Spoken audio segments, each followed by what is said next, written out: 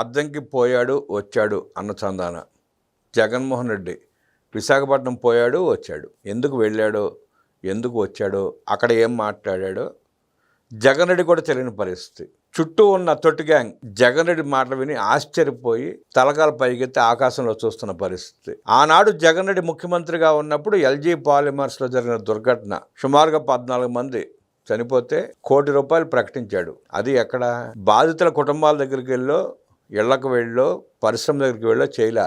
Visakhapatnam airport లాబీలో కూర్చుని company ప్రతినిధులను పిలిపించుకొని వాళ్ళని బ్లాక్మెయిల్ చేసి వాళ్ళతో బేరసారాలు చేసుకుని మరి 100 కోట్లకో 150 కోట్లకో ఒప్పందం కుదుర్చుకుని ఆ డబ్బులు మింగేశాడు. ఆర్భాటంగా ప్రకటించాడు ₹1 కోటి ఇస్తానని. ఎంతమందికి ఇచ్చావో చెప్పు జగన్ రెడ్డి. నువ్వు ప్రకటించిన డబ్బులు రాష్ట్ర ప్రభుత్వ ఖజానా నుంచి వచ్చావా? ఎలా ఇచ్చావు?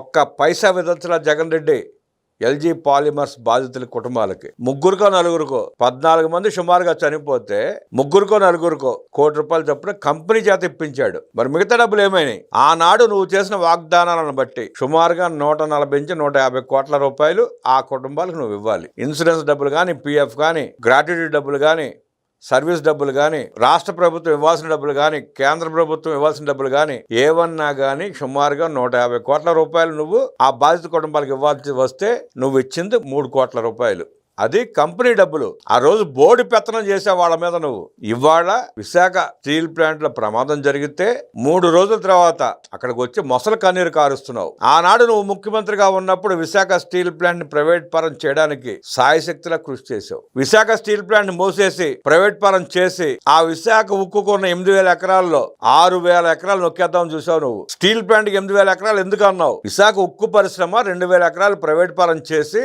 మిగిలిన 6,000 ఎకరాలు నేను ఆర్థిక రాజధాని కడతానంటూ కేంద్రానికి చెవిలో జోరిగలా దూరి నువ్వు ఎంత కృషి చేసావో రాష్ట్రం మర్చిపోలా, ఆ కార్మికులు మర్చిపోలా. నువ్వు ఇవాళ బోర్డు పెత్తనం చేయడానికి వచ్చి బోర్డులాగా మాట్లాడుతున్నావు. ఆ కార్మికుల ముందే కొంతమంది పెయిడ్ కార్మిక నాయకుల్ని పెట్టుకుని నువ్వు ఆటలాడదామంటే చూస్తూ ఊరుకోవడానికి, వింటూ ఊరుకోవడానికి నీకు మళ్ళీ అక్కడ ఉంది బోడి జనం కాదు, కార్మికులు, కర్షకులు, ప్రజలు. నువ్వు చేసిన తప్పుల్ని ఎత్తి చూపుతూ నువ్వు ముఖ్యమంత్రిగా ఆనాడు వాళ్ళ పట్ల వ్యవహరించిన తీరుకి మండిపడుతున్నారు. ఇవాళకి కూడా ఇవాళ వచ్చి అంటే ప్రజలు అన్ని మర్చిపోయారనుకుంటున్నావా? కార్మికులు అన్ని మర్చిపోయారనుకుంటున్నావా? కేంద్ర ప్రభుత్వం నిర్ణయం తీసుకుంటే నిరాకరించకుండా వాళ్ళకి సాయపడుతూ ప్రైవేట్ పరం చేసేమని చెప్పి అమ్మేయమని చెప్పావు. ఆ ప్రైవేట్ వ్యక్తులకు కూడా ఇప్పించి కమిషన్ దొబ్బుదామని చూసావు నువ్వు. అంతటి దుర్మార్గుడు నువ్వు. ఇవాళ బోడి కబుర్లు చెప్తున్నావు వచ్చి అక్కడికి వచ్చి. ఆనాడు కార్మికులు, కార్మిక సంఘ నాయకులు నువ్వు విశాఖపట్నం వచ్చినప్పుడు నీ దగ్గరకు వచ్చి కరెంటు బకాయిలు రద్దు చేయమంటే నువ్వేమన్నావు? ఎందుకు రద్దు చేయలేకపోయావు? నువ్వు పెద్ద పెద్ద సంస్థలు విద్యుత్ బకాయిలు కట్టకపోతే ఎలా అంటూ దీర్ఘాలు తీసావు. వాళ్ళ మొర ఆలకించలా. ఆనాడు నువ్వు కరెంటు బిల్లు రద్దు చేస్తే ఆ పరిశ్రమ ఆ స్థాయికి దిగజారే పరిస్థితి వచ్చే ఉండేది కాదు. ఇవాళ దురదృష్టవశాత్తు ప్రమాదం జరిగింది, కార్మికులు చనిపోయారు. శవాల మీద పేలాలు ఎరుకునే ప్రయత్నంలో భాగంగా వాళ్ళ శవాల మీద కూడా రాజకీయాలు చేసే ప్రయత్నం చేస్తున్నావు నువ్వు. వాలిపోయావు గెద్దలాగా. గెద్దలు కూడా నీ ఎంత స్పీడ్ గా వాలవు అంత స్పీడ్ గా వాలిపోయి మళ్ళీ శవ రాజకీయాలు మొదలు పెట్టావు. బుద్ధి, జ్ఞానం, సిగ్గు, శరం ఏమాత్రం లేకుండా అన్నీ వదిలేసి నోటికొచ్చిన అబద్ధాలని చెబుతున్నాం. అక్కడికి వచ్చి మంత్రిగా నారా లోకేష్ గారు వెంటనే స్పందించి అక్కడికి వెళ్లి వారిని పరామర్శించి ప్రభుత్వాలు ఇవ్వాల్సిన ఇన్సూరెన్స్ రావాల్సిన డబ్బులు అన్ని కలిపి ₹1,72,00,000 సుమారుగా ఆ మృతుల కుటుంబాలకు వస్తాయని చెప్పి ఆయన అంటే నువ్వు ఇచ్చేదేంటి బోడి? రాష్ట్ర ప్రభుత్వం ఏమిస్తుంది అంటున్నావు. నువ్వు ఏమి ఇచ్చి తగలడ్డావు చెప్పు అని ప్రశ్నిస్తున్నారు కార్మికులు. నువ్వు ముఖ్యమంత్రిగా ఉన్నప్పుడు చనిపోయిన బాధితులకి ఏమిచ్చి తగలడ్డావు జగన్ రెడ్డి?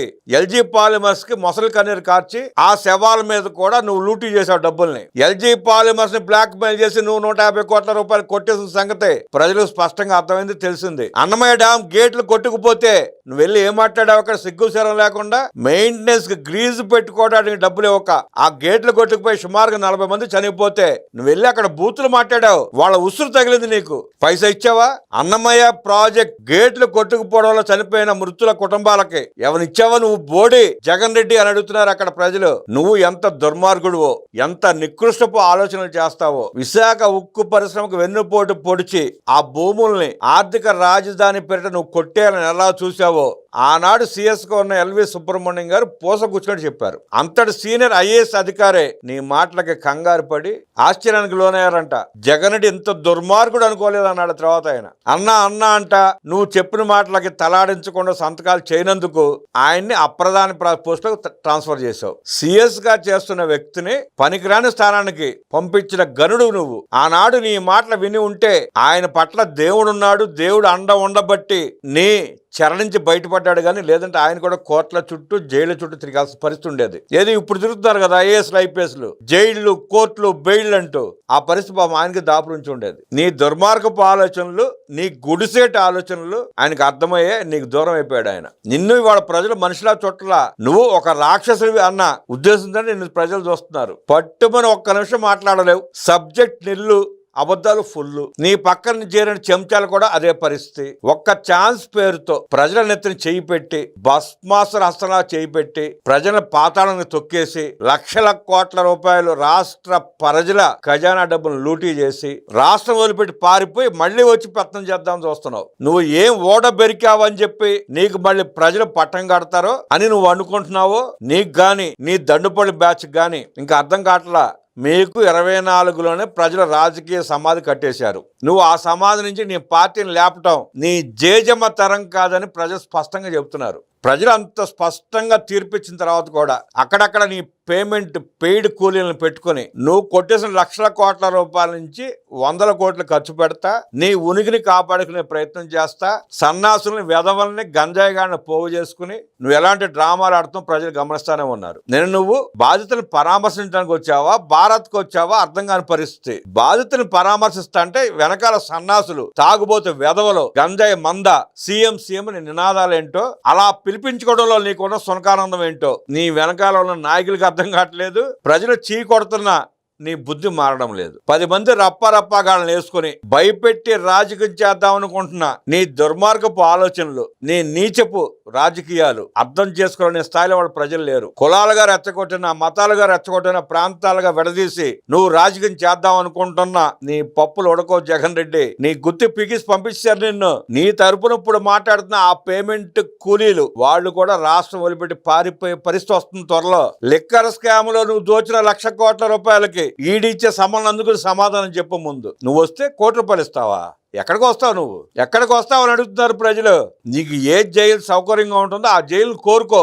జడ్జిలు కనుకరిస్తే అవకాశం కల్పిస్తారు. అయినా నిన్ను భరించే సాహసం ఆంధ్ర, తెలంగాణ, కర్ణాటక జైళ్లు చేయవు. నీకు తిహార్ జైలే కరెక్ట్. నువ్వు తిహార్ జైల్లో ఉంటాక మాత్రం అర్హుడివే. ఆ ప్రయత్నాల్లో ఉండు. బోడి మాటలు కట్టిపెట్టు, బోడి వాగ్దానాలు కట్టిపెట్టు, పనికి మాలిన రాజకీయాలు చేయకు. 2 నిమిషాలు కరెక్ట్ గా మాట్లాడలేని నువ్వు రాజకీయ నాయకుడివి, ఒక పార్టీకి అధ్యక్షుడివి, పులివెందులకు ఎమ్మెల్యేవి, 29 ఎన్నికల తర్వాత మాజీ ఎమ్మెల్యేవి. నువ్వు రాజకీయాలు చేస్తా ఉంటే నిన్ను భరించాల్సిన దౌర్భాగ్యం పట్టింది ఆంధ్రప్రదేశ్ ప్రజలకి. నువ్వు ఒక రాజకీయ నాయకుడివి, ఆ ముసుగులో దోచుకుంటావు, నీ ఇష్టం అబద్ధాలు చెబుతావు, విష ప్రచారాలు చేపిస్తావు. చేతిలో ఒక్కరాక్షి ఉంది కదా అని 10 పేజీలు 12 పేజీలు ఆ వార్తాపత్రికలో 9 పేజీలు నీ భజన సరిపోద్ది. మారవయ్యా మారు. బోడి వాగుళ్ళు కట్టిపెట్టి మనిషిలా ప్రవర్తించడానికి ప్రయత్నం చేయి. మారను నేను ఇంతే అని నువ్వు సిగ్గొదిలేసి తిరుగుదామనుకుంటే ప్రజలకు సిగ్గు శరం ఉంది. నీ సిగ్గులేని తనాన్ని వాళ్లే కడిగి పారేస్తారు. తిరగబడితే ఏమవుతుంది తెలుసుగా? ప్రజలు తిరగబడితే శ్రీలంక ప్రధాని పారిపోయినట్టు పారిపోవాలి నువ్వు దేశం వదిలిపెట్టి. అది నీ పరిస్థితి.